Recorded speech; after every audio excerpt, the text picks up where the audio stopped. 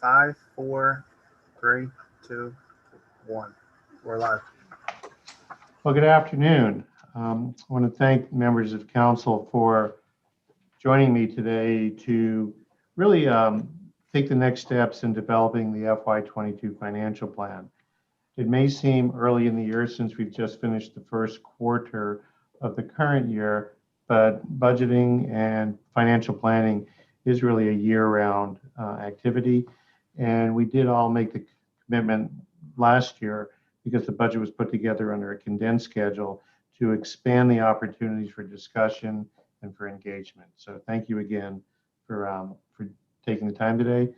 I do want to note that Dre McComas, the CFO, is also with us and can also help answer questions.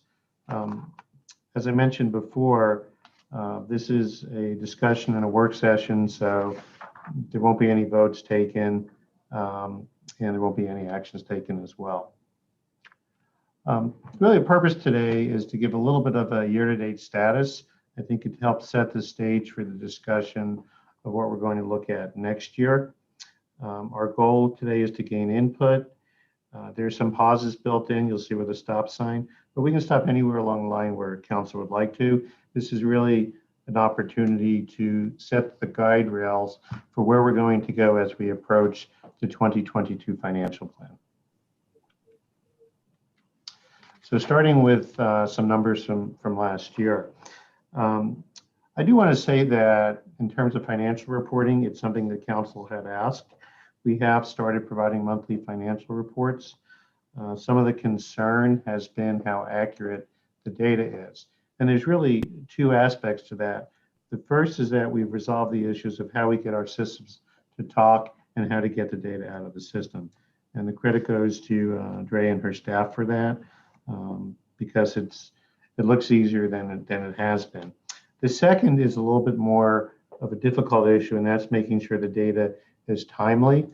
Financial data typically does trail the end of the reporting period, but we have made great progress, particularly on the revenue side, in shortening the lag that's there. But you will see that there is one area of concern in terms of reporting as we get into looking at the year-to-dates. This is an evolutionary process as well, and if we are not providing the information that supports sound decision making, I look forward to getting those comments as well. So this is where we are year to date. This data is through the end of March, which is a quarter of the year. The system shows that we have recorded about 40% of our revenue and 12% expended. So the question is that good or bad? Is there seasonality into our expenditures? And has there been a COVID impact? This data by itself doesn't really help you address that answer, but it does show you from a distribution standpoint where we are trailing, where we are ahead of revenues and expenditures. So if we look at this on a month-to-month basis and a cumulative basis, the chart on the left does show a spike in our revenue in March, and that's when the tax bills are due, so you would expect that. The revenue or the expenditures, which are the gray bars, still show us below 25%, which I think is an area of questioning, because when you look at the chart on the right, which is a cumulative plot, again, the orange line shows revenues, which shows us a little ahead of a straight line, which is a function of how taxes are collected. The gray line does show us below what's the budget line. And it goes back to the question as to whether or not there's seasonality in what we do and how we experience revenues and expenditures. So I went through and plotted these on for the last couple of years. And you see on the left that we do get most of our revenues in, more than 80%, in the first quarter. So the dashed red line shows that there's a shortfall this year from previous years. The question again is that a reporting issue or is there a COVID impact? While I believe it is really a reporting issue in terms of recognize the revenue, it's something that we need to follow up on and let council know whether or not we are experiencing lower collections this year than last because of delays in people paying their taxes. So it's a question that I don't have an answer for right now, but we will as we get to the report at the end of April. On the right, it just shows that, interestingly, even during the COVID years, our expenditures are seasonal, they're not seasonal, they're straight line, and that is indicative of the fact that most of our expenditures are for labor. So it is curious as to why we're also behind on the expenditure side, and that's a series of questions that we also need to address. So at that, I'm just curious, that's the reporting that we're moving toward. As I said at the beginning, we can get the data out of our systems now and do it in a timely manner. It's really a question of timeliness and how good is the information in terms of its supporting decision making. And I would like to maybe pause here and see what questions you have. I guess from my perspective, Howard, I would wonder why do we think that we're so far behind in expenditures? We had mentioned when we talked before, there are some payments that are due in lump sums that we haven't made yet. But beyond that, we just need to see where we are on recording expenditures. I know there are some bills that we paid that don't show up in the system right now. Our SEPTA bills don't show up as an example. So I'm curious as to why, even though the invoices have been processed, it doesn't show up. So I can't answer the question with great detail, but it is something when we get to the end of April report that I will want to make sure that we can address. And as we talked about, Brian, it does support better decision making to have the data more current. And are these expenditures on an accrual basis, or is this the cash basis you're offering? This is on a cash basis. Because I know one of the items that showed that we were down something like 15 million on the health claims payments, and yet the actual health claims themselves are only off by $1.5 million. So I mean, there's the $13.5 million variance right there. That makes up a large chunk of that green dotted line there. Right, and a big part of what we need to do when we do monthly financials is do that kind of variance analysis. You had mentioned that the majority of our expenditures are tied to a very small number of expenditures. Personnel, benefits costs, the prison were the ones that were brought up. So as we look at those pacing items, we need to pay more attention to those as well in our reporting every month. So that was something that we're also going to start to look at. But really looking into seeing why there are variances in different places is also supports the decision-making process, so that when things do come to council, you'll know where we are in terms of the financial resources that we have. So, but I think it's important also, though, here to show that, with Dre's staff, we've made some really great progress in being able to get the systems to talk to us. I want to just, along the lines of one of the variances that's perplexing to me is as you mentioned, the tax revenue. Mm-hmm. It's showing this month, the March year to date number is $35 million behind 2020's year to date at this point, and over 40 million behind 2019's year to date. And we brought this up last month in the February financials, and at that point we were thinking it might be a reporting or some reconciliation, but that's a pretty big variance, and I find it hard to believe that it's collections, unless was the deadline extended? Do you think that could be it? The deadline was not extended, not for the county tax.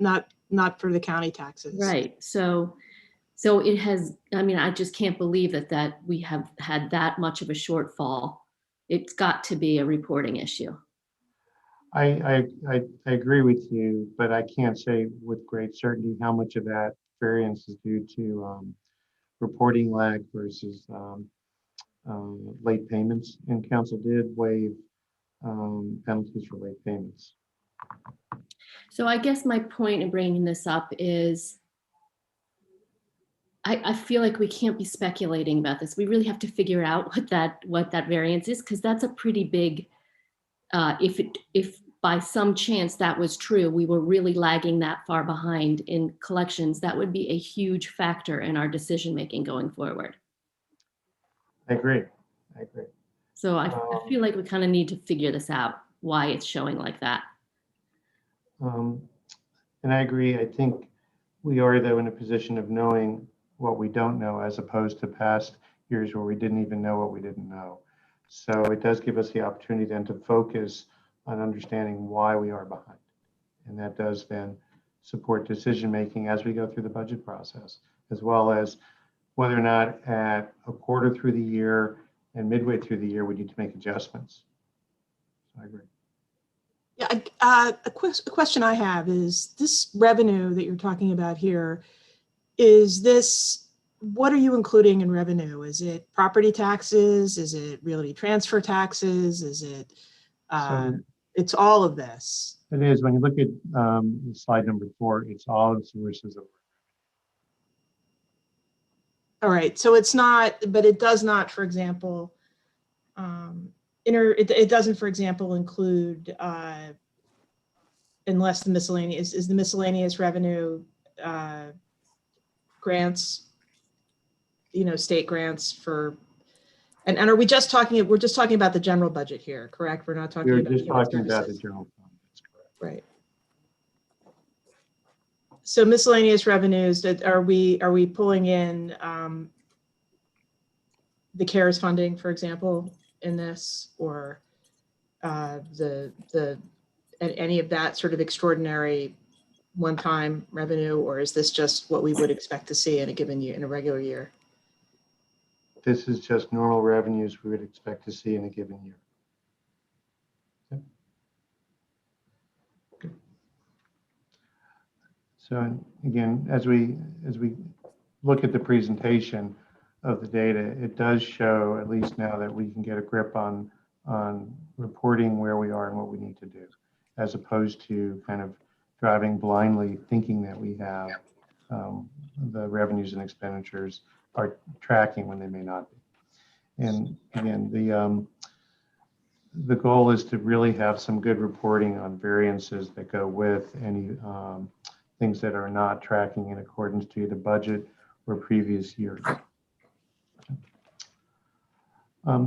So last year, we did introduce a discussion of county values, and I have the 4 values listed here that we included in the budget discussion, and those are transparency, accountability, equity, and sustainability.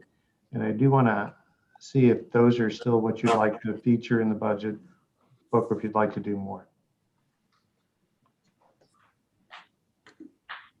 What are we doing?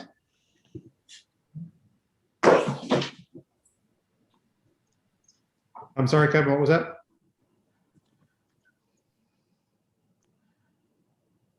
Oh, that may not have been a comment.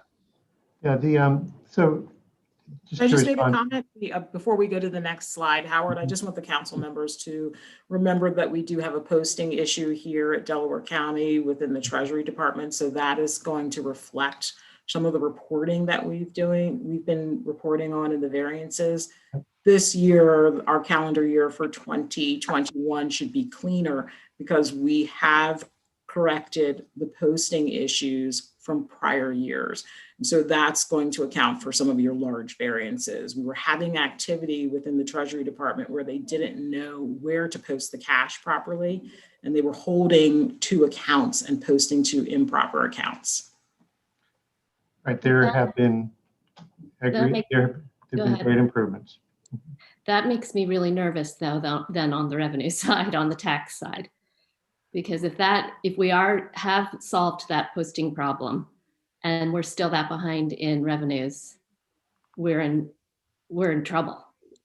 But we also have a process issue that's being addressed in the Treasury office about the timely manner of the process of the posting, because that was also a factor, that the posting itself is not in a timely manner. And our goal is to get that posting no later than 2 business days behind.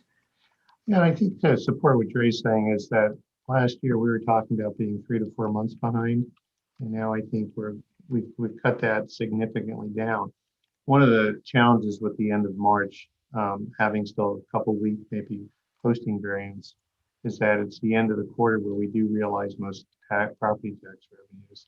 So that's why, going back to our conversation, we need to really look and see if we are catching up as we look at the April numbers, or if there really is a shortfall in revenue due to COVID or some other reason. That's correct. That's correct, Howard. Getting back to the, Can I just ask quickly, when were tax bills due? Christine, do it- you know? You do at the end of March is when the sorry. Taxes are generally, they're due without, they're due, the discount period Mhm. closes on March, at the end of March. Right. And then the face period, I believe, closes at the end of July, is that right? Or the end of June? I think it's June 1. And then it goes into the penalty. Right. Okay. And we did look at trying to defer that, but the way the state law is written, literally the only flexibility the county has is to reduce the penalty rate to 0, which we could do if we choose, you know, if it looks like people are struggling, and that is a choice we choose to make, given the availability of, you know, ongoing availability of CARES Act funding and the APR, but we have no ability to extend the discount period. Okay, well, if that means that the great, the majority of that economic activity probably happened in the end of March. And these numbers that we have were reported probably mid-April.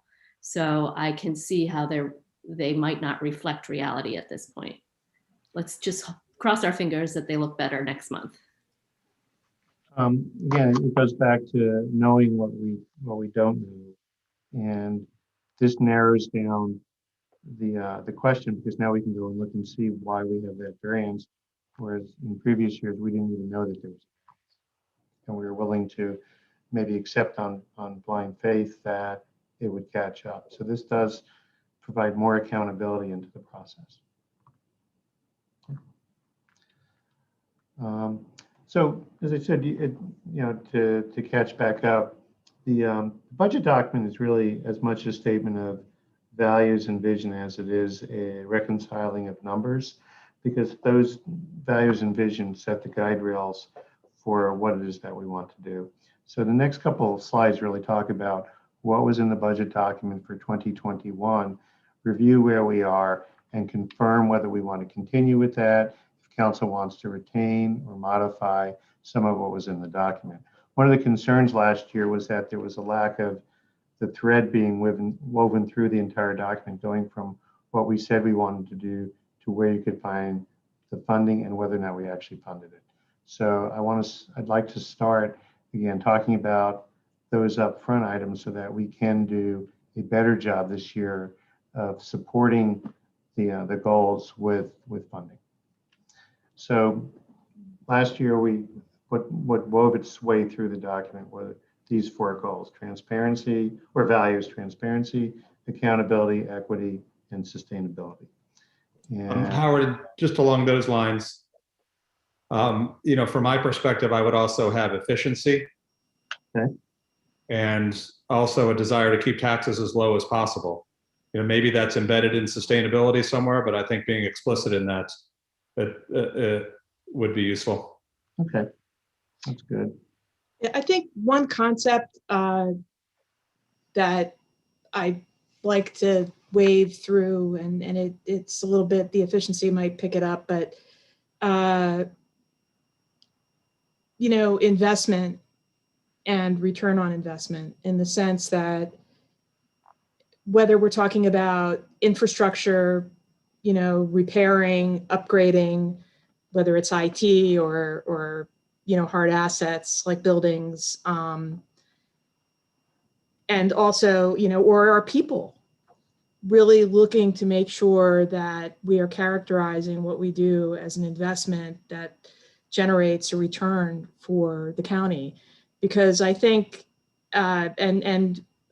perhaps there's a a little bit of disagreement between myself and Mr. Zidek on this. We've seen the result nationally, and I think we have certainly seen the result in Delaware County of keeping the taxes, that becomes the driver, not ever raising taxes. And I think at some point in time, if you want to be able to deliver services in a cost-effective way, you've got to invest. And sometimes investing means spending money. And so that may require, and I hope it doesn't, I think we still have an awful lot of room to work with. And it is certainly not a goal to raise taxes, but the goal ought to be to invest and make sure we're getting a return on that investment in the form of improved services, greater efficiency, satisfying all of these objectives. I think we still have an awful lot of room to go in the budget that we've been handed. There's a lot of things that we can do to extract greater efficiencies from the money that people are already contributing in the form of their tax bills. But at the end of the day, we have to invest to be able to continue to provide services.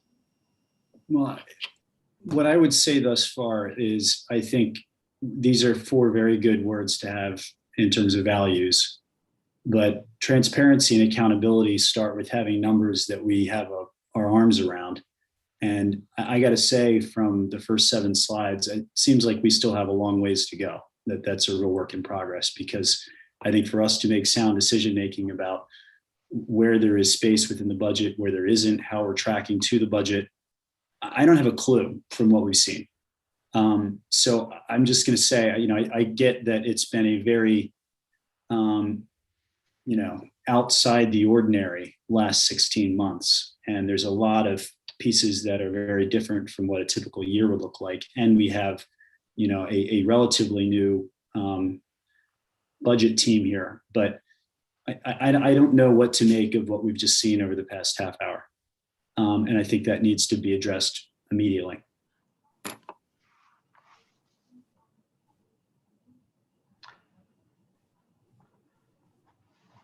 So I agree with that statement. It's our obligation to provide you with strong data that you can rely on to make decisions.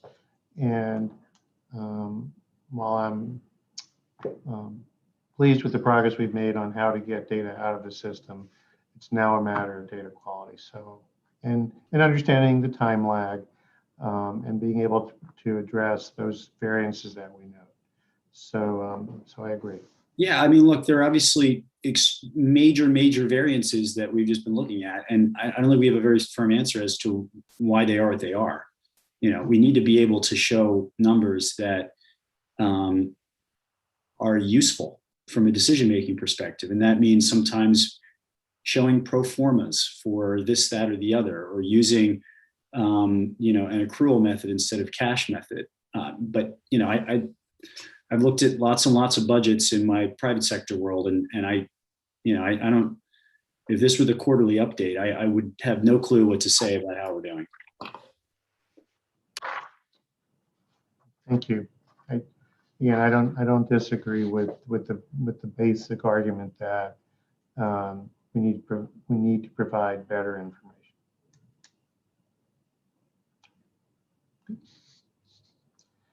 there any other discussion that you'd like to have, or would you like to move on to looking at the vision components that were included in the current year's budget? So there were 4 main vision elements that Council talked about in the budget document for the current year. And what I'd ask is we look at whether these should be revised, retained, or replaced in 2022. And the first was to protect the public's health. And some of the factors that are important to consider is that the health department will be formed and active at the start of FY22 according to the current plan.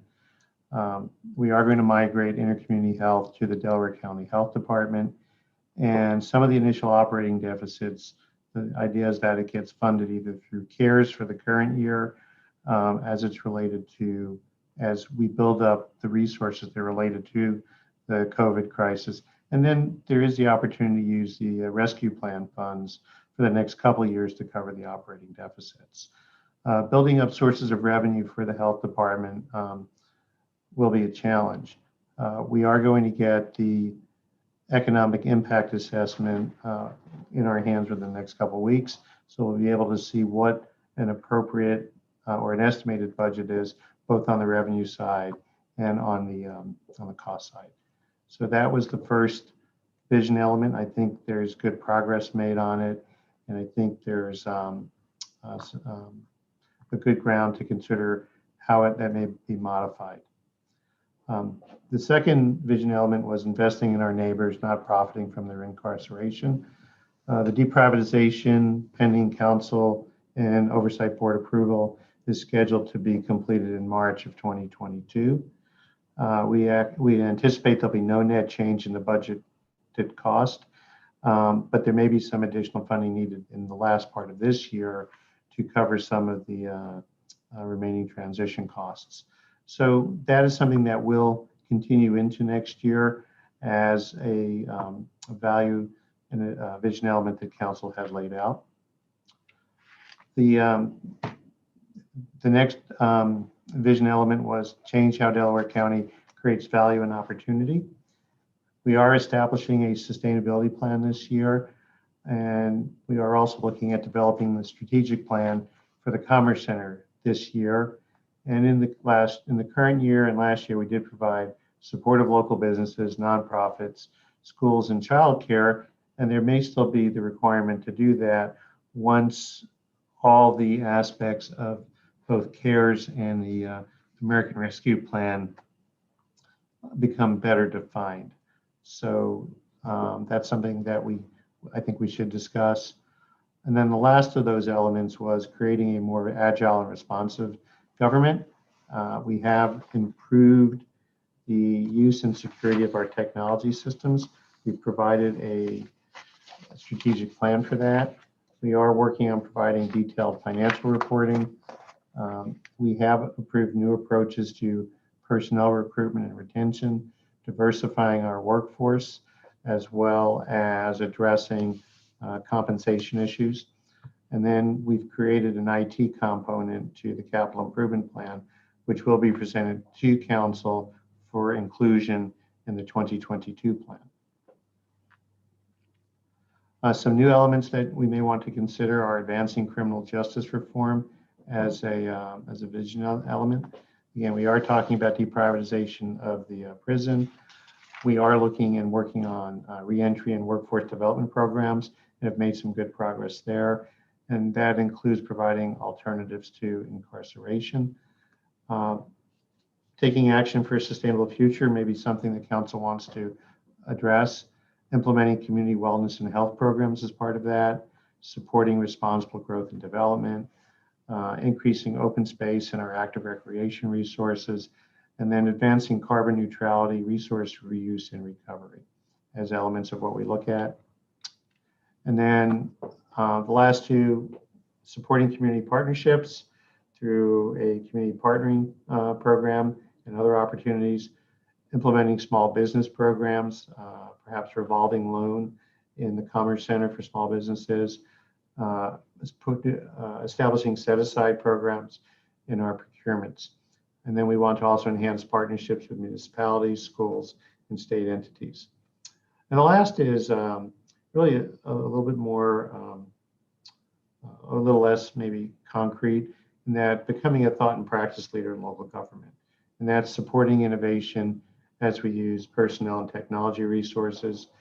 We certainly need to balance recurring revenues and expenditures, using our capital and grant resources to invest in that sustainable future, and partnering with academia and business. So at this point, I'd also like to stop and get your input on all of this. It's a lot of information, and we can go back up to the top and start going through each element one by one. So what are your thoughts?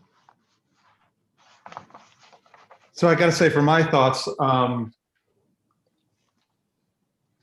perhaps a bit like Mr. Madden, I don't have a firm grasp still on the finances. If I look at when I looked at the 2020 final numbers, it shows that our expenditures came in at 218 million and the budgeted expenditures were 286. So that's a delta of 68 million. And as I look at the breakdown as to what the difference is, there are large chunks that jump out to me. And I think I understand that what we did is shifted expenditures from what would have otherwise fallen to the general fund to CARES dollars. Am I accurate in understanding that? Yes. Okay. Although just as a little word of caution, it's not a complete overlap because there are some large elements that we took on that we're not budgeted, and a more example would be we didn't anticipate building a new election center as an example. We didn't anticipate creating a community wellness center. So it's not a 100% overlap, but there is significant overlap. Fair enough. So, there's a part of it that says, well, geez, we've got an extra $68 million sitting around. And on top of that, we've got, and I don't want to double count the CARES dollars because we've used up a lot of those which explains why we have the 68 million in the general fund left over. But I offer that just as one example of, the fact that my head is trying to get my hand around how much money do we have left over here. And so when I think about what our vision elements are going forward, I want to better understand actually, how much powder do we have? And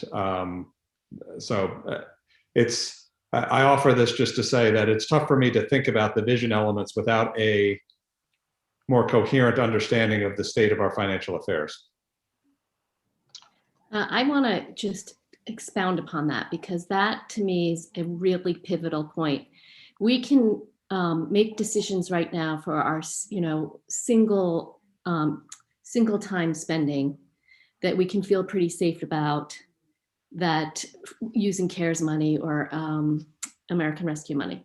But some of the decisions we want or some of the vision that we have is incorporating permanent changes to our budget, incorporating staff, incorporating new, and that's where, without a really good understanding of recurring revenue and how we're doing and how it looks we might do in the future, we can't even think about adding staff because we don't have confidence about the recurring revenue.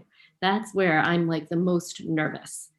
A lot of the things that we're looking at doing are sort of one single time investments in building something or setting something up.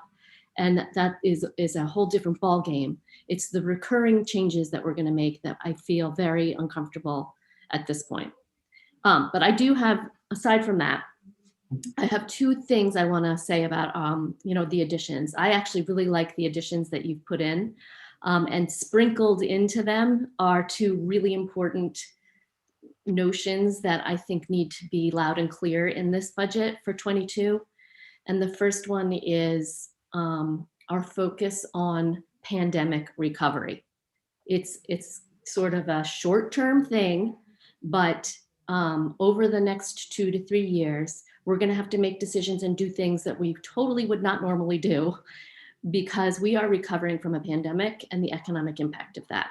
And it is in some of these, it's embedded in some of the goals that are articulated here. The second thing, again, is embedded in here, but I think that our focus on equity and addressing systemic bias and addressing systemic racism needs to be a focus. Again, it's embedded, but it needs to be a focus for our budget and a focus for this council. Okay.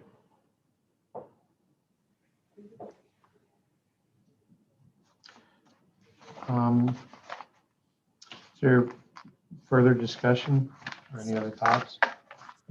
And again, I think Dre and I and the rest of the staff recognize that we need to continually narrow down the degree of uncertainty that exists. And this discussion is unique, I think, in that we haven't had it before.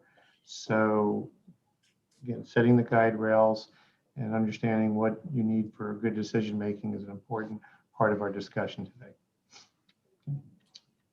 I want to talk about some planning parameters, and I think this will help with some of the concerns that you've raised. The first is that we do need to cover recurring expenses with recurring revenues. The temptation might be that since we have CARES funding and ARPA money, that we can do things that increase the life cycle cost without looking at what the downstream effects are. So we need to make sure not only are we covering today's costs, but those that'll be woven into the budget over the coming years. And we are not yet, even in this year, at a point where we've wholly balanced the recurring expenses and revenues. It's a sound basis of planning, and we need to get there. We need to adopt this more of a zero-based budgeting approach. No more Sally, no more same as last year. Things that are in there that need to be justified based upon the outcomes. They need to be looked at in terms of what are we doing this year, not that what did we do last year. I'd like to also address having risk funds to address some of the uncertainties, taking advantage of the fact that we do have some funds now in the general fund balance to put money aside so we can budget based on past experience instead of trying to cover all risks. Because doing that, in my experience, causes sloppy management and sloppy budgeting. I'd like to establish an uncommitted reserve at 15 to 20% of our operating budget. It provides for the future. It also, I think, will help us with our bond rating as we go forward. And then the grant funded activities budgets that we have, the assumption is that those extend throughout the county fiscal year. And that accounts for the misalignment between state and federal fiscal years and ours. It's the only thing we can assume, so that when we look at 2022, the funds that we have in the fiscal year for the state and the feds for 22 is will continue. And then if it doesn't happen, we need to look at how do we adjust for that mid-year. On the revenue side, as we've talked about, we're going to anticipate flat property tax rate, no increase. We're going to assume property tax collections remain at the current year level. Airport and gaming revenues, we took a very conservative look at those this year because of the impact of shutdowns, but we do need to reset those perhaps at actual 2021 levels to reflect that things have improved, but there's still lingering impacts of the pandemic. Liquid fuels, gas tax revenues, I think we set at 2020 levels. There was less fuel consumption during that year, and even though people will be out and traveling more, people are using more efficient vehicles. The electric vehicles are going to start to make an inroad into all of our lives. So it's prudent to start getting ourselves to where we're not really looking for liquid fuels and gas tax revenues as much as we had in the past. I talked before about grants projected at the same levels. And then one of the things that's also come up is that council will increase the hotel tax to the maximum allowed. And right now we're at 3%. I think we're the only county in the area that hasn't increased it to the maximum allowed of 5%. That'll create some additional revenues for the allowable uses. So those are some planning parameters for the revenues.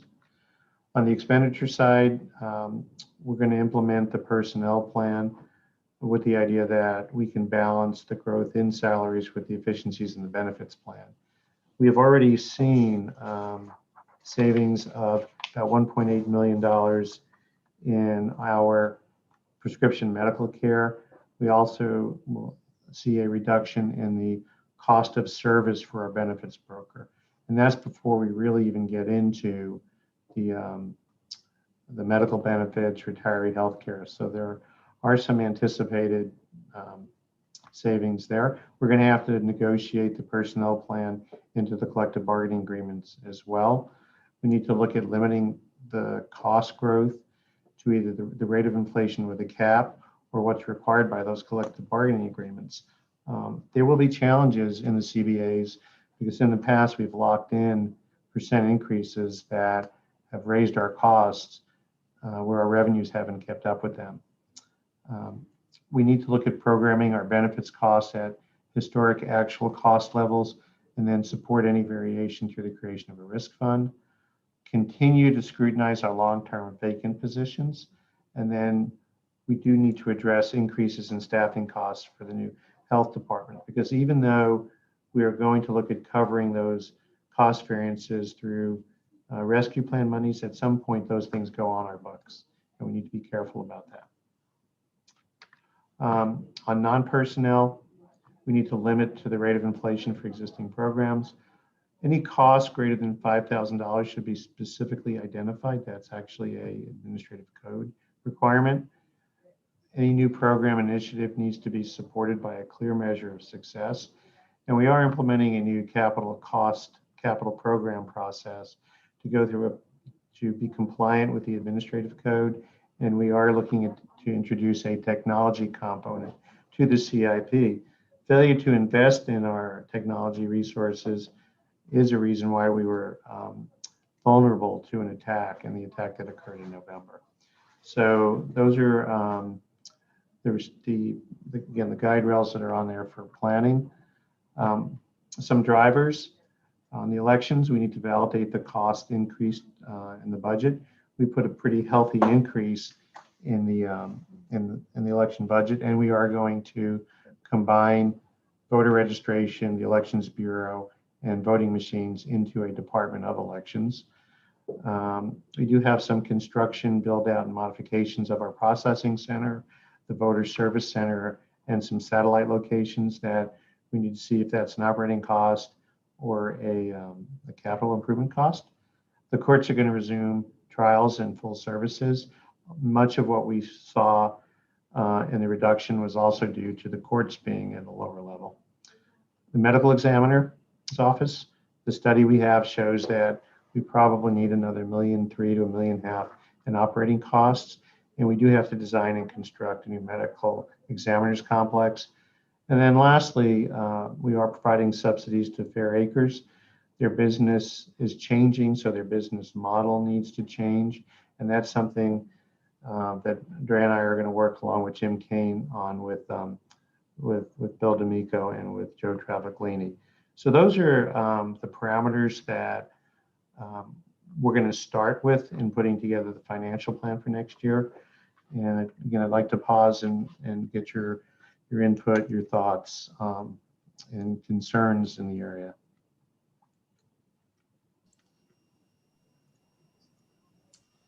You know, I think one of the things that we need to keep an eye on with elections is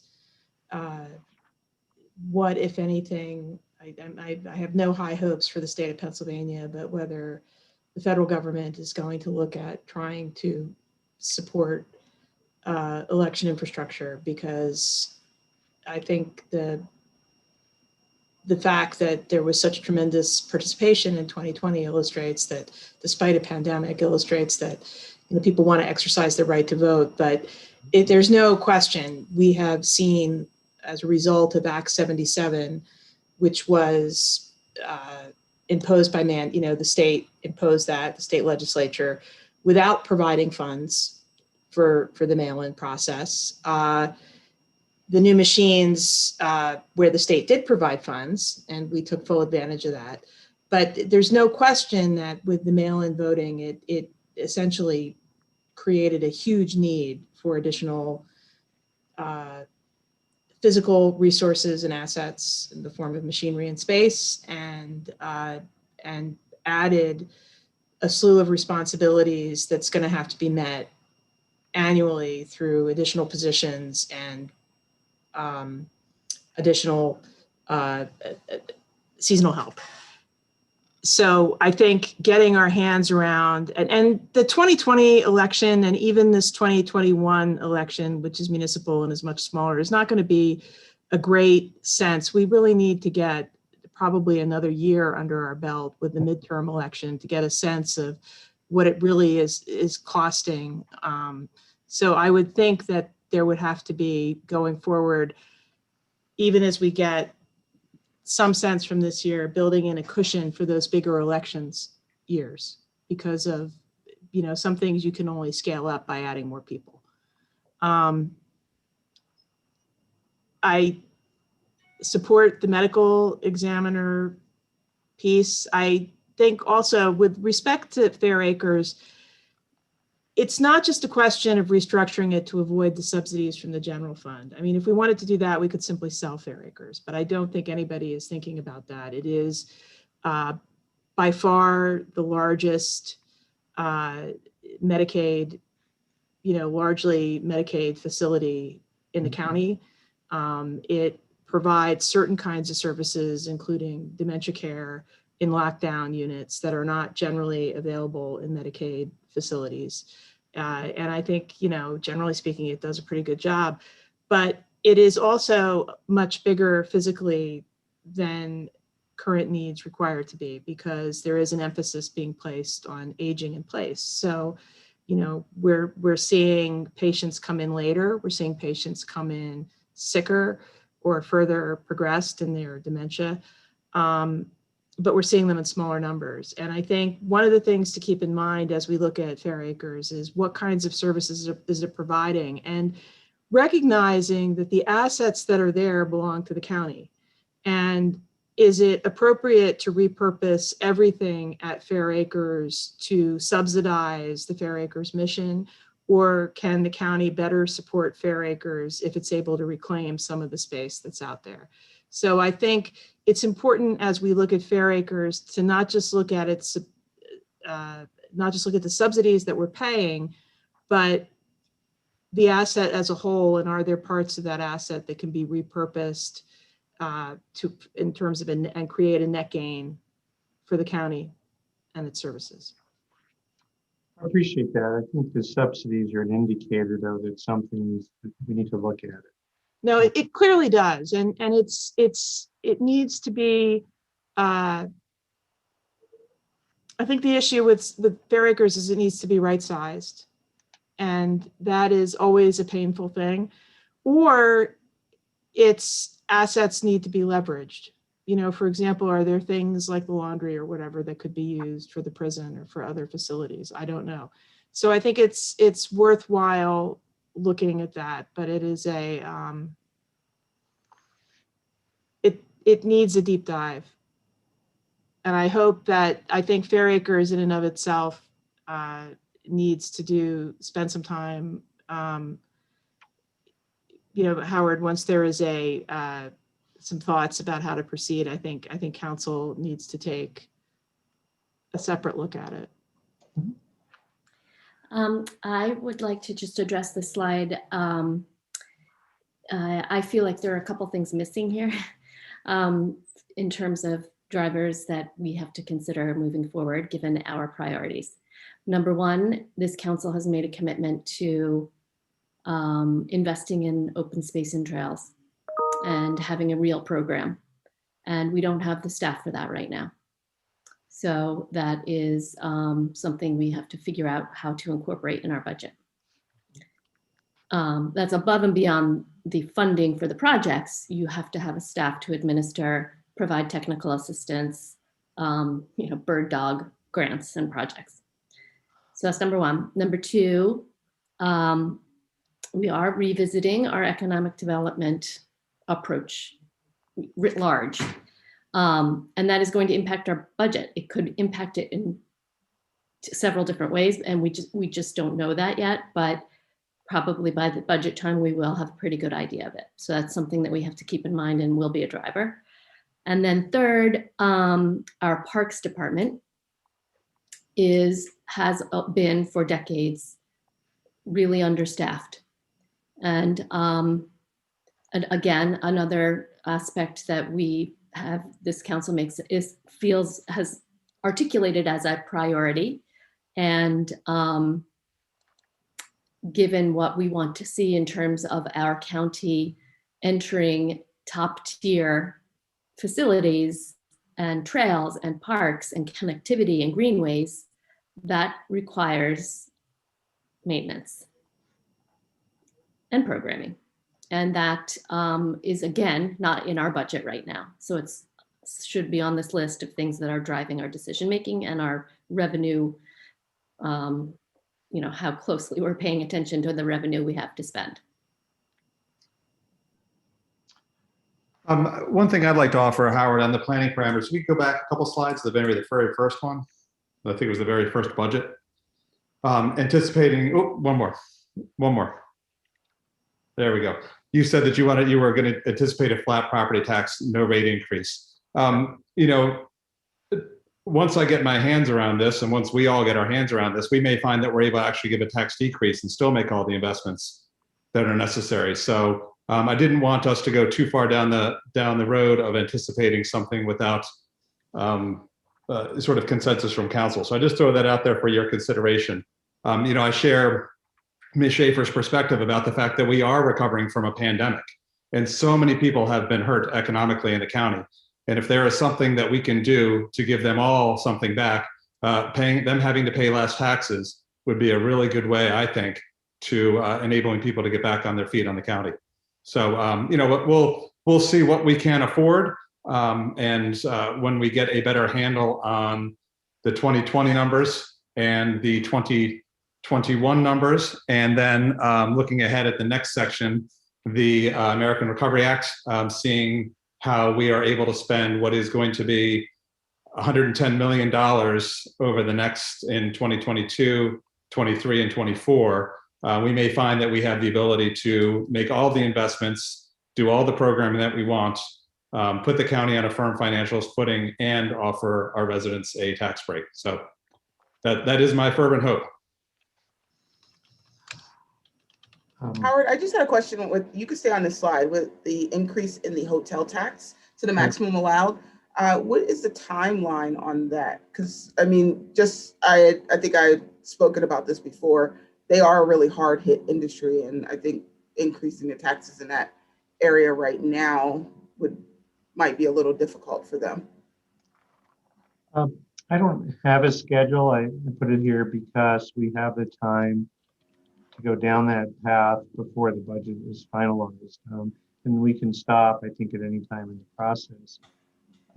I got the monthly report from Visit Delco actually yesterday, and the numbers, it's a good news, bad news thing. The good news is we're better than everybody except Bucks County. The bad news is we're still not where we were last year.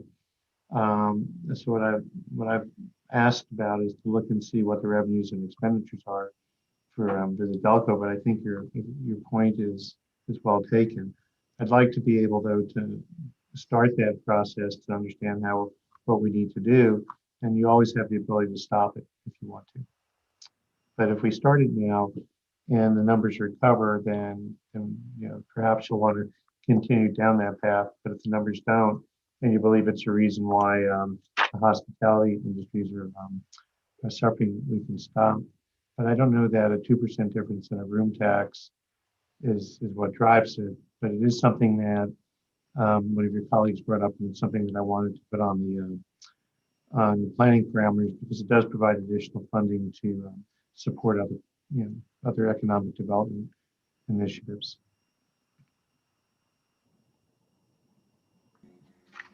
Thank you. And I guess my only other question, looking at the planning parameters, is, I mean, we are undergoing a really large facility study, and there will be a subsequent need for a lot of improvements, I imagine, coming out of that, and changes in our facilities. So how does that intertwine with this?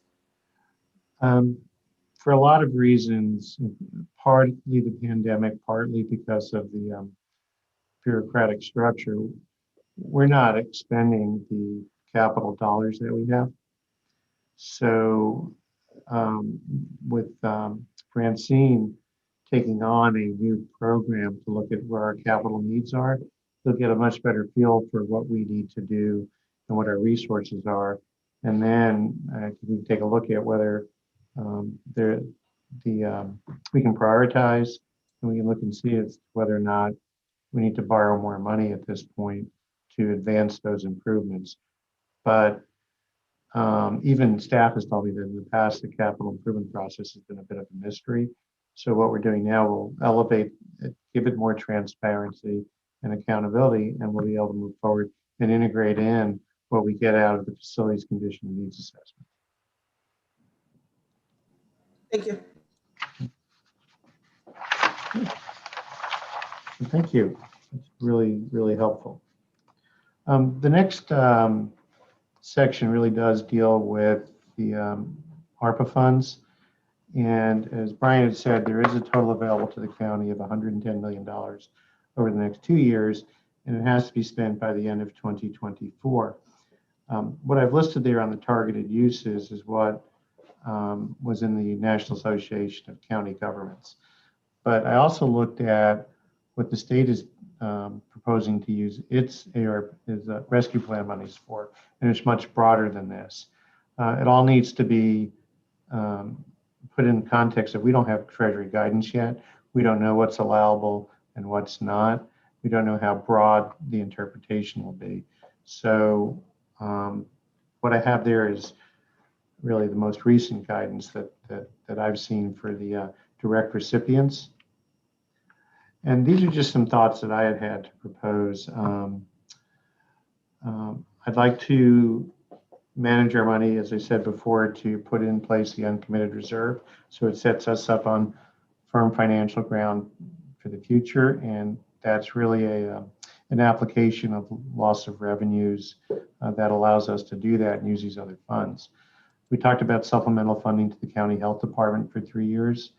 $15 million is, I think, a little bit of thumb on the scale, but it does provide, one of the ways you address uncertainty is to put more money towards something. Medical examiners complex, $12 million all in, is all the soft costs. Again, it's probably more than what we would need, but we don't have anything under design. We don't know what the cost is. The emergency services broadband connectivity is something that we can look at funding, freeing up other capital dollars, and then putting some money aside for community partnering efforts. So that comes up to $50 million. And maybe there may be things here that you don't want to do. There are some others. I did talk to Laura about establishing the revolving fund for small businesses. We may want to put money more into some of their criminal justice reform programs, and then improving technology and connectivity in county operations. But this is an area where I really do look for your input on how you envision the ARPA monies being used.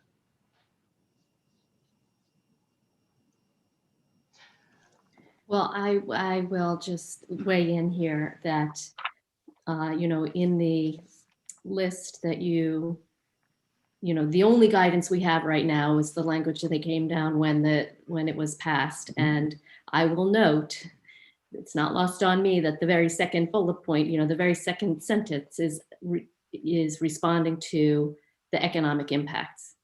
So I personally think that a great deal of this money should be focused on that, and focused on supporting our businesses, focused on supporting displaced business interest, focused on the people who have been unemployed and helping them get back into the market, identifying why they haven't already and helping them get back into the market.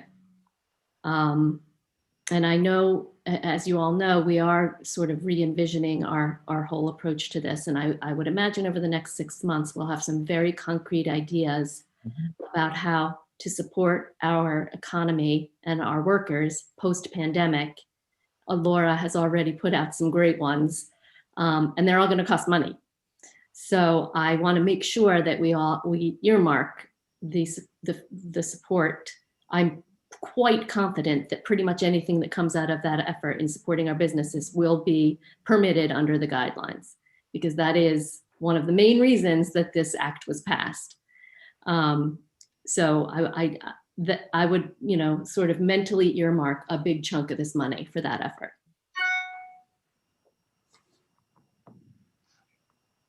I guess go ahead, sorry. No, go ahead, Christine. I was going to say that one of the areas that I think would be appropriate for these funds, because the goal is not necessarily to be dependent on them, but to, find one-time expenditures, would really be to take a look. And it's going to ultimately depend on what the scope of the infrastructure investments are that are allowed with this. I mean, I think if the money is allowed to be used for greener infrastructure, there's a great many things that, initiatives that we've discussed here in Delaware County that could be used. I think we've already seen the need for broadband in the event of a pandemic, and have done some work to identify where those where the gaps are. I think to the extent they have not been remedied, doing anything we can to create public resources, broadband, whether it's supporting libraries, whether it's supporting community centers, other places, to make sure that access is available throughout the county is pretty critical. And to the extent that again, that we can go greener as we look at infrastructure, we've got a lot of places where we could be dealing with resource recovery money. I mean, Delaware County has lagged hugely behind our neighbors, even behind the city of Philadelphia. And I don't mean that disparagingly to the city. It's just, it's a big place with a lot of challenges, and we are way behind them in resource recovery. It's completely a private enterprise here.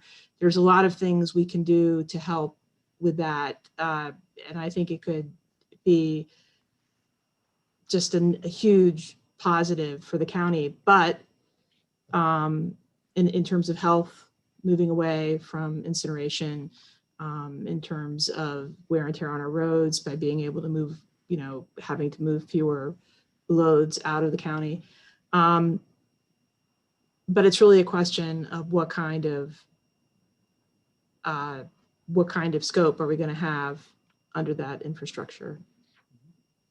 Because for example, I would love to build a resource recovery center here, like the kind that Chester County has or Lancaster County has. Yeah, thanks. And I guess just building upon that, I had sort of two thoughts. One of them had to do with what has become my recent cause célèbre, the incinerator. And as Christine is speaking about, we can spend to the extent that infrastructure would be allowable, this would constitute an allowable expenditure, creating ways in which Delaware County can be smarter in the ways it disposes of waste, so that we don't have to burn it in Chester. I think would be a wise expenditure of money. The other thing I'll make note of is the third bullet point on your chart speaks about making necessary investments in water, and I note the word sewer. And one of the things that council has spoken about quite often and quite passionately is the fact that this sale from Delcora to Aqua is completely unnecessary. It was unnecessary before the federal government offered us $110 million, some of which we could use to sewer. This just makes it even less necessary.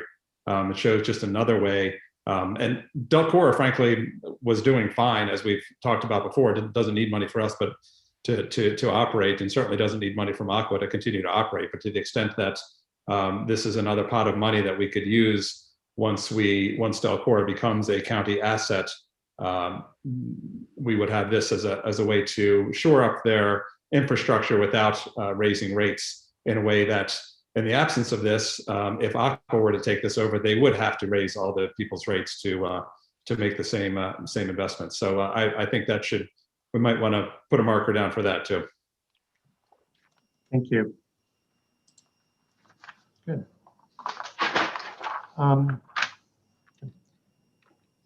So the last part of the program discussion is really the planning process of going from where we are now to having a kind of budget that not only in terms of content, but also in terms of form that council would like to see. So right now on the left side, we are going through, Drea is going through the SAP and template training. It's going well. It's identifying gaps, but also providing solutions. We're talking today and hopefully again in the near future about council goal setting. And then we've talked about the deficiencies in our financial projections, how we need to improve those. And that's a process that, while it says January to June, will go on really on a continual basis. When we get into the summer months, one thing we didn't do last year was conduct very deep departmental reviews, most because we were in a transition and we didn't have a lot of time to get the budget done. We also, related back to the financial projections, struggled with getting the systems to work to give us the information we need. We can do as I said, one of the goals is to continue to scrutinize our vacant positions. So we'll go through the position review, look at the compensation study adjustments. We need to look at the direct cost calculations, which is really our benefits calcs, and then see how those are assigned, and further development of the CIP. So that's all part of the process that will take place late June, early July, through the time where we finalize the draft budget and send it to council the first week in November. And then the November process to December is submittal of the draft the budget, council's review, public hearings, and final adoption. And throughout this process, as the arrow on the bottom shows, we will monitor the budget, report on it, and make sure that if we need to adjust the plan, we will do so. So I want to talk a little bit about format. As I said last year, I like to provide for both a traditional printed version and a digital version that is available to the public on the county's webpage. Organizationally, I'd like to do, last year we put the budget by the numbers up front. I think that's helpful. We have the transmittal, council statement in terms of the review of 2021 and the outlook for 2022. We have the summaries of revenues and expenditures, and then we are organized by a functional area, and we have the department details. Digitally, I'd like to provide the revenue tables and charts that we see on leading local government budget pages, and then launch to the departmental details from sort of a linked org chart, which is a little bit, it's trying to describe in words sort of a visionary element. But that is what the formatting of the document will look like. And I do have on the next page some more detail on what will be in each departmental approach. So if you we'll go through that. We need to have a mission statement. We did introduce that last year. I'd like to put the organization charts in for each element, including their major subunits or programs. I'd like to introduce performance goals and measures this year. We may not get all the way there, but I think there are some agencies that are better prepared to do that.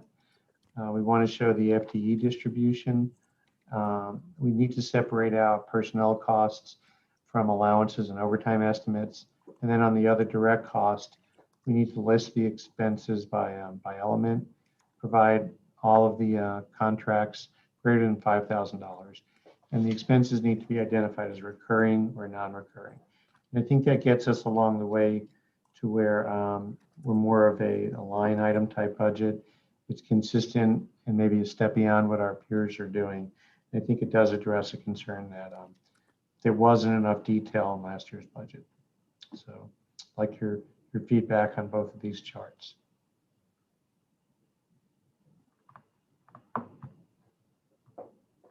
Good. I think this would be fantastic to have this level of detail for our departments. And I would appreciate every minute. I mean, that's asking our directors to invest a significant amount of time, not just in preparing it, but I think for many of them, they've never been asked to do this, and they've never been asked to do this level of budgeting thinking. So it's an investment. So I'm thrilled. I do want to make a request for the budget as it's being put together. Usually when you're doing your budgeting and trying to forecast the future, you look at the year's past performance and maybe the year before's past performance to give yourself a gauge of where you were last year, how you ended up the year, how you ended up the year before. For this budget, I know this is asking a lot, but I think it would be helpful for us to not only have year-end numbers, for 20 and 21, but for 19 as well. Because 20 and 21 are not that helpful. I mean, they're helpful, we need to see, but we weren't operating in the normal world. And for this budget only, I think if we could have the comparables to 2019 included as well. Just year end, we don't need the, quarters. We can do that. We did include 19 as the base of comparison for 21, recognizing that 2020 was a really strange year, Mhm. really two reasons. One was the offsetting of costs due to CARES Act and a decrease in activity, but also, really, to be frank, when the 2020 budget was put together, it didn't seem like there was a lot of discipline to it. There were across the board 8 to 9% increases in that budget, which are not really justified by the economy. So I appreciate the suggestion and agree with it wholeheartedly. And I realize that it's not going to be that easy to do, because in 19 and to an extent in 20, there wasn't, there were a lot of clumped line items, miscellaneous, general subsidy, that we won't be able to bring, take a breakdown and bring forward. But to the extent we can, I think we need to make that comparison. I think we can do, we can provide a little more detail than was in than what was in this year's budget document, but I think we've already kind of mined that data, so I think it's not that hard to do. Great. Howard, I apologize if you said this, but I just wanted to make sure that we are, in the past, we drew a distinction on personnel costs on salary and on benefits. And so personnel costs in a particular department were only reflective of the salary costs for that department. It didn't include their benefit costs. Going forward, we're going to include all of the costs, correct, by budget, by department? I made that statement earlier. I just need to make sure that the system supports it, because if it doesn't, then what we do is we can estimate. So I need to, that's a follow-up item for me to you.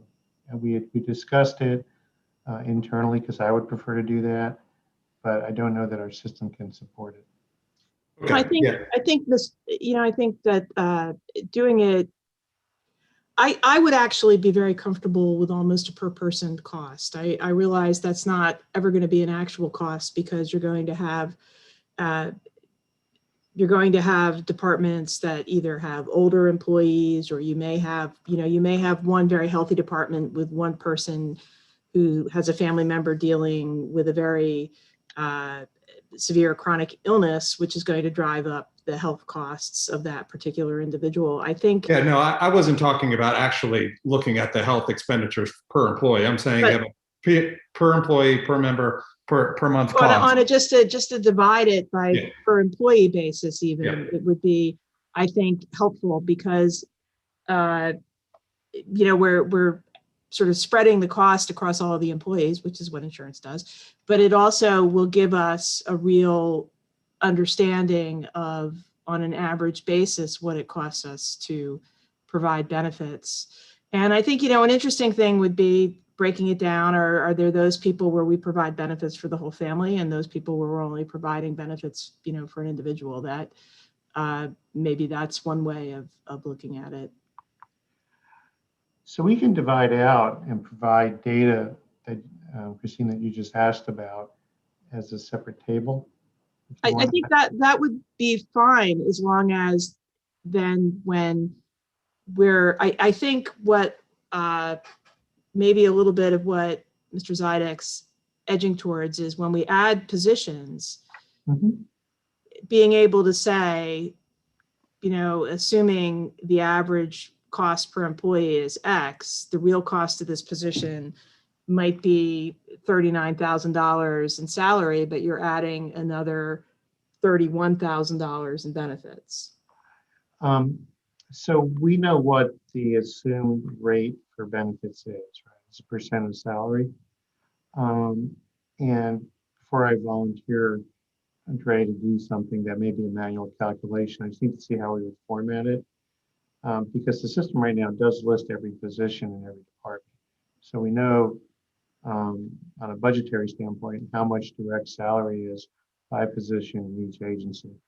What I don't know is if we can allocate out the voted cost, which I agree with you makes a lot of sense, because if there's an opportunity to combine two positions, pay somebody a little bit more, it still represents a net reduction to the county because of the benefits burden. So I just want to make sure that we can do that before I commit to it. Yeah, and frankly, we have to be able to do that. We have to be, we know what the per employee per month benefit cost is, and we can't do it as a percentage of salary, because then you would have a distortion for highly compensated persons versus those individuals who are less highly compensated. So it's not a you know, we don't need a math major to be able to add the employee benefits to the salaries, and therefore understand what the true cost for an additional employee or the true cost of the actual employees in a department are. So that I'm confident that we will be able to do that, even if we need to take a pencil and a paper and not try to even use a spreadsheet. We could do this. Okay. Councilmember Zidek, I'm not concerned about the math. I'm concerned about SAP. Well, whatever we're concerned about, it has to be done. If we can't do it, then we can't do a budget. So you know, I have had my fill of concerns, and I'd like more to hear more about how we're going to get it done. And I apologize for my frankness, but this isn't an option that needs to be done. And if we can't do it, then we need to figure out how we're going to do it. And Brown, I guess what I want to be clear about is we're going to take the benefits burden and what you'd like to see is applied to the personnel cost. Or are you saying you want to see for each particular position what the actuals are for that position? Because that's a different conversation. When I look at the old budgets, what I see is you have expenses incurred by department, and then completely in a separate portion of the budget, you have something called fringe benefits of Right. $50 million. We need to take that $50 million chunk and put it in the departments where it lives. So Okay. the way that one would do that would be to say that $50 million is made up of, you know, X number of people. And if you divide, you know, 50 million by X, you know, then apply that the resulting sum to each person that is in a particular department. And therefore you have the true expenses to the county for that department, instead of having some of the expenses for that department there and some other $50 million living somewhere else. Okay, so that I think I agree with you is not a complex calculation. I think we're on the same page with that. Yeah, I think the challenge that Ms. McComas may be referring to is in terms of generating a line item budget in SAP that reflects that, because that would show us, you know, the separate table or an addendum that sort of assigns the benefits cost by department is easy enough to do, and you can always build it into you know, sort of a non-SAP generated document. But SAP right now does not assign the benefits cost by, and that may be something we want to get to. I'm just simply saying I understand that challenge, but I think what we're looking for in order to be able to make decisions is we need to know what the real cost is for every, you know, not specifically, but we need to have a sort of a per person cost for the benefits. And we need to have a per person cost for the benefits that can be aggregated by department. So the other aspect of that is making sure that when we load the department budgets, we also load personnel cost increase adjustments in the departments as well, because that's been carried in a separate line in the budget also. until the budget's adopted. So we need to do both of those. The concern, going back to what I think Trey had said, is we can load that up and do it manually in the budget. The question is, can we report on that on a monthly basis? And because the system doesn't support it. Is that fair, Trey? Yeah. Yes, So, we can do all the calculations manually. We can do them in Excel. We can, we can print the format the way you want it printed, but SAP, I don't know that SAP's going to be able to report it. I don't know that SAP is going to be able to manage that. We can do it manually. Manually can be done. Well, I don't think we can. It's not a productive use of our time to sit down and debate what SAP can do. Given the number of companies and entities that use SAP, I'm relatively certain that there is a module somewhere that allows you to do this. But if we don't have that module and we can't turn it on, then we need to figure out another way to do it. So debating the merits of SAP is not, I think, the highest and best use of our time right now. I don't know that we are. I think I'm trying to be able to understand the expectations and then figure out what that means from staff hours to get to where you want to be. So, but I do appreciate the feedback.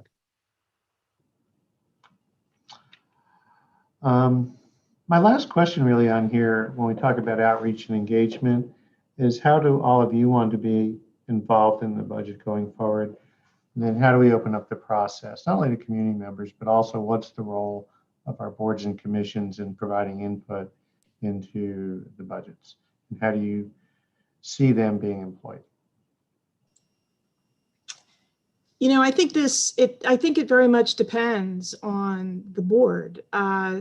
For example, the Board of Assessment is in control of, has a lot to say about assessments and processes and procedures. On the other hand, they have nothing to say about the budget, and it's very clear in the charter and in state law how that reports up. I think similarly, you look at something, or I should say, in contrast, you look at something like the Jail Oversight Board that very definitely, while it doesn't per se approve the budget, it has a lot more day-to-day say about the operation. I think you've got something like the Board of Elections, which is somewhere in between the two of those. So it's really going to depend upon the board. I think I would ask them for their priorities and what needs do they think have been met or haven't been met, but I don't know that until they get a vote on whether or not to raise taxes, I don't know that they get a say in exactly what the budget is. They ought to have input and comment. And I think the reality is, in terms of the community members getting involved, if we wanted to have we in effect do have hearings on the budget every time it comes up for discussion, and we do have to have a hearing on the budget. I think asking people, making it clear, both here today in this meeting, while we're not taking public comment or making decisions, making it clear that if people do have budget priorities, if it's recycling, if it's open space, if it's paying more, if it's making sure we get the 911 radio system in, if it's, doing more to fund volunteer fire companies, whatever it is, if people have priorities, I encourage them always to share them with council. But I think the reality is, if we go out to any individual community group and say, well, tell us what you think about the budget. If we talk to conservation voters, we're going to hear a great deal about open space and trails and probably about, air pollution and things. Nobody is going to talk about improving sewers. Nobody's going to talk about that. Maybe we'll get a few people who will talk about recycling. We're probably not going to get a lot of people who are going to talk about should we have a tuition reimbursement program here at the county or something else like that. So I would just encourage people to communicate with council as they always do. To dovetail on Christine's comments, I think the point is a good one, that you can talk to a wide range of community members. You can talk to the spectrum of council members, and we're all going to have various things that probably come first to mind before other things. I'm at a 5-alarm concern right now that we are at a place where there are so many moving pieces. We're establishing a public health department. We're deprivatizing our prison.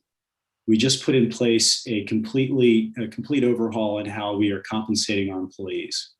We are changing our benefits provider, and we're going to have major movement there.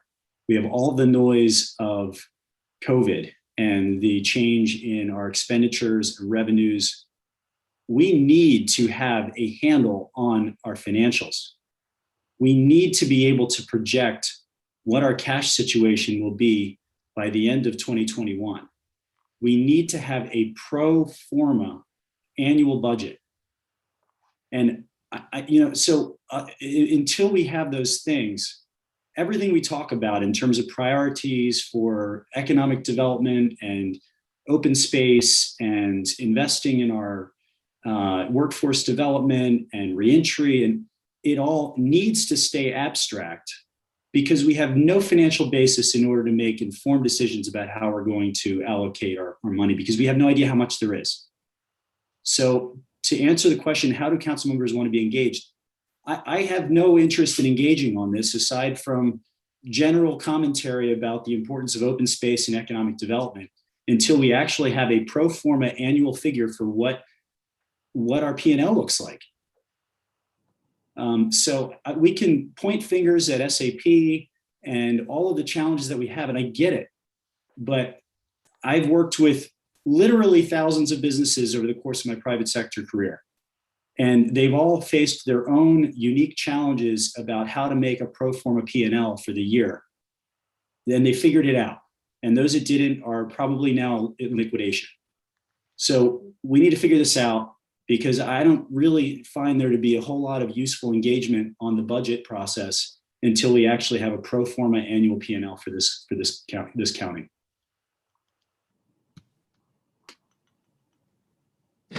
So when do we think we're going to have this up and running? So, for instance, the March financials didn't include large items as expenditures.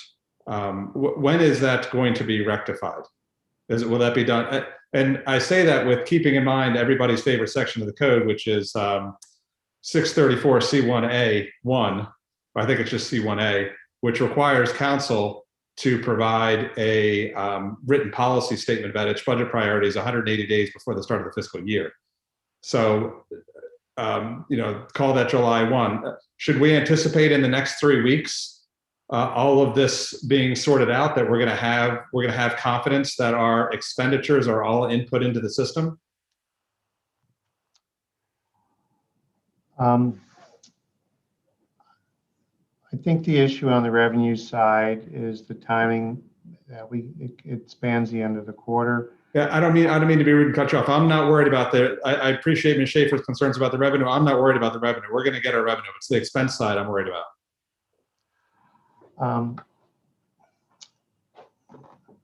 We will. Council members, Chairman Zidek, specifically, can you tell me what you're concerned about as far as expenditures are concerned? Because expenditures are straight. Okay, so when I got the March financials, our expenditures are personnel. Okay, so when I got the financials for March, it had $0 being spent on the prison. That was an $11.9 million delta. It showed employee benefits being down $11.9 million when in fact the delta is actually $1.5 million. So because we only report general fund.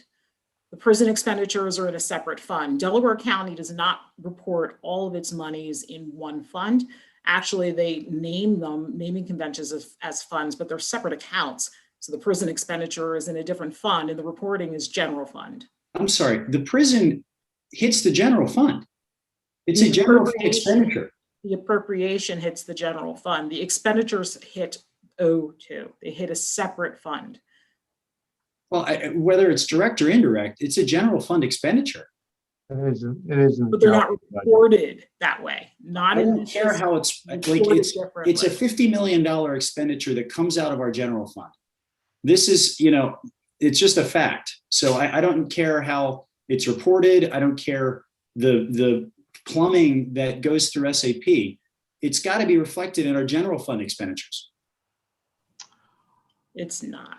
So the challenge is, Ms. McComas, that when we get financials through March and it shows our budgeted figures, and then it shows our actual expenditures, and it shows that actually our expenditures are something like $36 million less than we budgeted, and Brian tries to do a somersault and gets all happy, and then I look at it more closely and I say, oh, wait a minute, there's a figure of $11.9 million that we have budgeted in that report I got, but it doesn't show up as anything having been spent.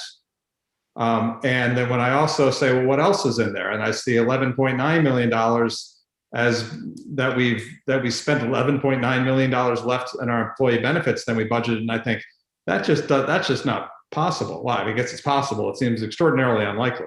Right. And then when I see debt services being down by 6.4 million, that strikes me as just being a timing thing.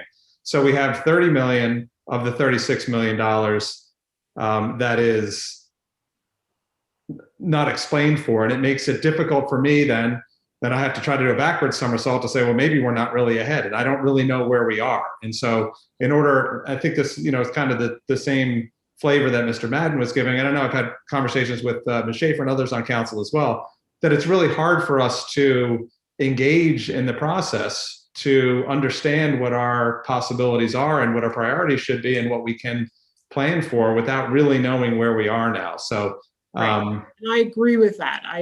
It's too early in the process to know, because first of all, we're not unlike other public sector counties. A lot of the counties are faced with this situation where Delaware County is not an isolated incident. As far as the benefits are concerned, that's always been historically an issue here with Delaware County, because the benefits have always been over budgeted. So when we created the budget for 2021, we had to maintain a particular budget level because we didn't have enough information. We know that our benefits are over budgeted. We know that we can pull cash from our benefits. So that's number one. And just getting back to the prison, what we can do is moving forward, what we can do is identify, present the fund where the actual expenditures for the prison come out. So we can add that to the financial report. I apologize because I don't know your third point. I don't remember your third point. I know it was prison benefits and I don't remember the third point, Chair. My question is very simple. When does it cease to be too early? When is a reasonable time frame for this council to expect for us to get pro forma financials that have everything loaded and can give us a sense of where we stand? What is it, July? Is it December? Is it next month? When can we expect to have a sense of what our pro forma P&L looks like? Probably not until the end of June. You have two moving parts. One is the closing of the books for the journal entries on the booking side. One is the beginning of the posting of the revenues on the cash side. Okay, well, I look forward to that. So at the end of June, we should expect that we're going to be able to have a sit down and an informed discussion about where we stand financially. That's correct, because the book should be closed. There shouldn't be any more booking or any more cash movement on the accounting side, and Treasury should be up to date. They should not be behind with any of their postings so that we'll know our cash side.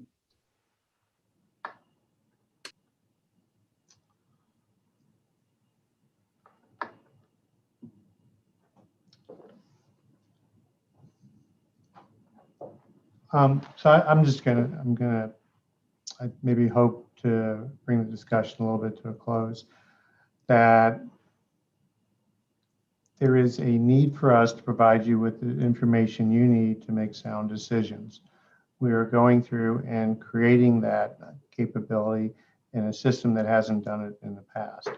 I recognize there's an impatience to how long it's taking, but we're also rebuilding our team as we're doing it. The goal goals that I had for today was to get the general direction as to form, content, and the general financial parameters that we would use in putting together next year's budget. And I appreciate all the input that we've got. I also respect and appreciate the fact that it's taking us a while to get to where you have what you need. But I would also recognize that we're building this from scratch with some tools that are hard to use. Not offering that as an excuse. I am offering it as an explanation as the path we're on. And Dre's committed, and I agree that we can have much better certainty as we get through the first half of this year. Do I find that acceptable? No, I don't. I think we ought to be more accurate. And earlier in the year, but I think we've made vast improvements in getting there. So we had a discussion before. Brian brought up the question of cash versus accruals, and maybe there is a need for us to look at how we carry forward the accrued expenses we know that are going to hit the books. So there's a lot there. There's a lot of work to do, but we are eons ahead of where we were in the past. Well, thank you. And I know we're all trying to row in the same direction. The passion with which we are pursuing this is only because we all want to make sure that we can do our jobs as best we can. I know that everybody everybody's working on this in the county also wants to do their best jobs, and we on council just want to be in a position where we can make the best decisions and so that we can do the best jobs. The last point I was making, Ms. McComas, was with regard to debt service. And I appreciate that it may be that we budget a certain amount for debt service, but we only actually pay it like once or twice a year. And so it might look like we're way ahead when in fact we're about next week to have a big bill due. So that kind of gets to some of the accrual stuff that Howard was just speaking about. So having some greater insight into that, so we're not misled into thinking that we're in one position rather than another. And again, with the goal that we are able to be in the best position possible to make the best decisions that we can. So appreciate everybody's efforts in this regard, and I hope everybody understands where the passion's coming from. It's not upsetment at anybody. It's just wanting to be better sooner. That's all. That's the only place it's coming from. No, and I think we are respectful of that, and we feel until we get to where we can provide you the timely and accurate data you need, we're going to feel that we're not wholly doing what we need to do, but we also know that we're making great strides to get there. So it's a balance between the two, and I can only commit to you that we're going to continue to improve to the point where we get to where we are. We give you the data you need to make sound decisions.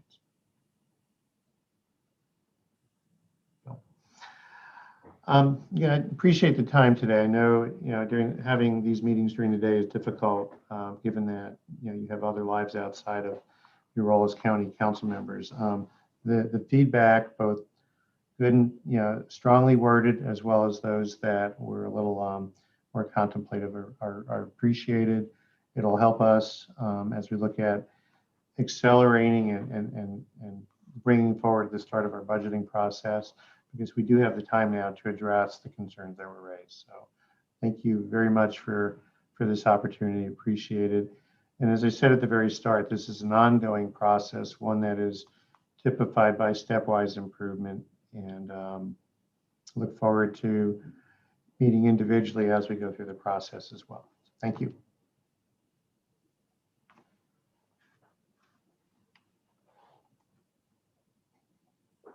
Thanks, everybody. Bye. Thanks, Howard. Bye. Thank you. Bye, everyone.